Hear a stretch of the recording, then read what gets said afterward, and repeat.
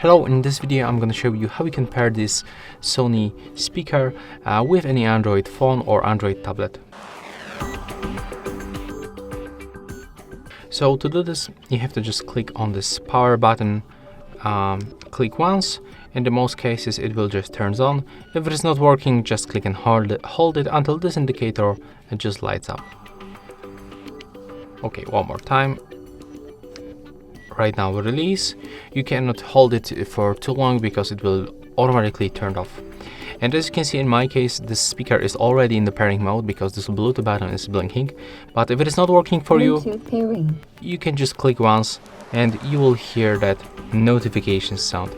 So right now we get this quick connection notification for our Sony SRS-XB23, but I'm gonna show you how to do this step by step.